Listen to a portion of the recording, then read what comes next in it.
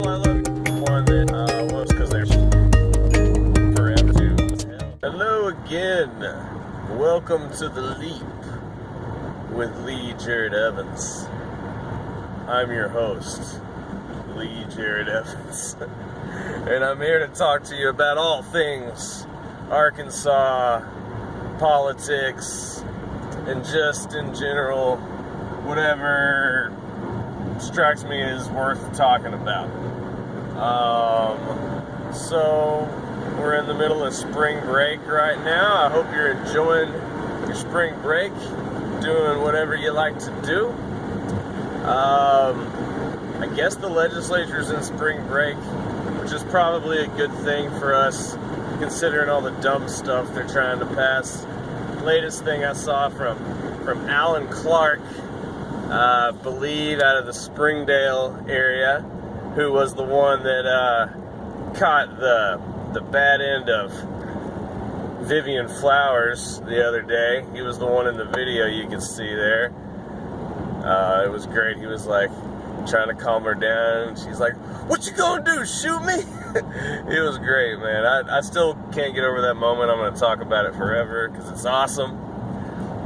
But anyways, yeah, he was trying to pass this bill that would, it's a term limits bill, and in the bill he put something in there saying that the people wouldn't be allowed to put up any ballot initiatives about term limits, and good thing that was removed because it's stupid. But the same people who put together a term limits petition that was being circulated, when was this? To be on the ballot for the midterms. And it had a problem and got taken off the ballot, or it wasn't allowed to be put on the ballot in the first place because there wasn't enough signatures. Well, they're going for it again, and they have a good bill, and I believe it'll be the same. It just caps them at 10 years, which is completely, I think that's very sane. You know, I mean, 10 years is long enough, and I know the typical argument against term limits is like, we already have term limits, it's called a vote. It just doesn't hold water with me.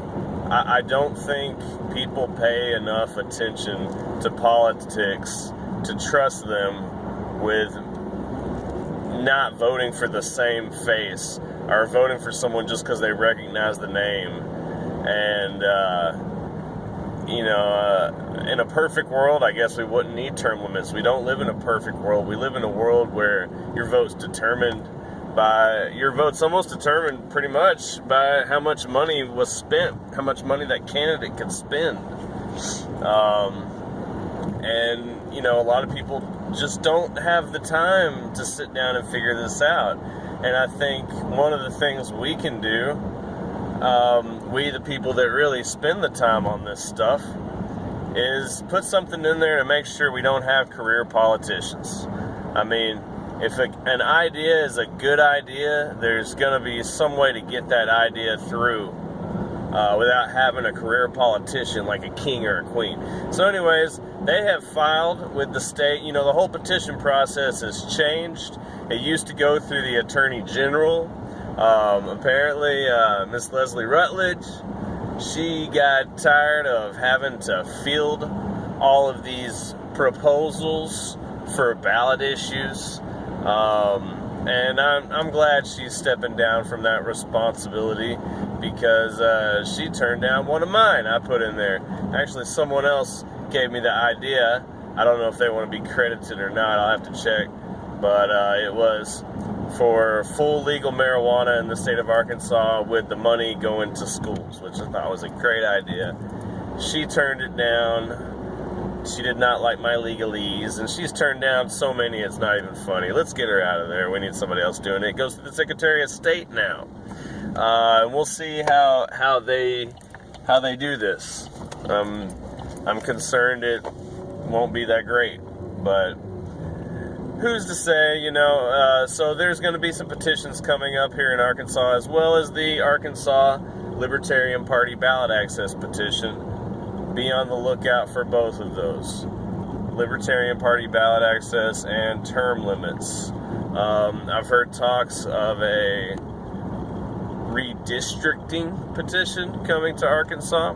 I don't know if it's been filed yet or not. Possibly it has. I believe David Couch is shooting for that one, and I don't agree with everything he does, but sometimes he does some good things, and the redistricting one is a good one. Probably. I mean, I'll have to look at the nuts and bolts of it. But, you know, if you're not familiar with the whole idea of gerrymandering, it's just that every time the party in power is going to change the district to fit the demographics that they know will keep them in power. That's basically what gerrymandering is. Both parties do it, and it's a tough thing to really tackle. There's been a lot of movement towards having a nonpartisan commission come up with the districts. Is it possible to truly have a nonpartisan commission in this hyper-partisan political climate? I don't think so. But how do you fix gerrymandering? You know, I'd love to hear your thoughts on it. I really don't know how you fix that. Because you're always going to have a party in power. Should the districts just be set in stone forever? I don't think it's that bad of an idea, but then maybe just have... There's got to be ways to do it. Like, say you can only change the districts every, I don't know, 15 years or something, and that when you do it, if there's one party mainly in power, then there have to be some representatives from the other party on the commission, and they have to be given a fair representation. Something like that, I think, would be pretty fair. Let's talk about presidential politics a little bit. Beto O'Rourke was able to raise a lot of money really quickly, like $6.1 million, I believe, on his very first day that he started fundraising, which is great. I mean, I like Beto on a lot of things. He's great on criminal justice reform, drug war, things that are important to libertarians like me. You know, I am de facto most likely going to be supporting the Libertarian nominee, but you know, they have to earn my vote just like anybody else. And I do like Beto. I actually worked on a campaign in Texas on the Republican side for a candidate that I did like named Ron Simmons. And we came across a lot of Beto canvassers. And really, you know, Ron was trying to present himself as more of a moderate Republican. So some of the talking points that we were given and pushed towards were trying to endear himself to people who were going to vote for Beto. And, you know, you got to remember, Beto barely lost in red as hell Texas. I mean, Texas is, when you think of red states, you think Texas. He barely lost. I mean, and you're talking about against an incumbent like Ted Cruz, which Ted Cruz, you know, I'm sorry I ever voted for him in the presidential primaries. I really shouldn't have. What happened is I was going to vote for Rand Paul, and then right before the Republican primary in Arkansas was to occur, like the day before, he dropped out because he declared he had no chance. Which was sad, but at the time, Cruz was saying a lot of things that were similar to Rand Paul. So I voted for him, and then like the day I voted for him in that primary,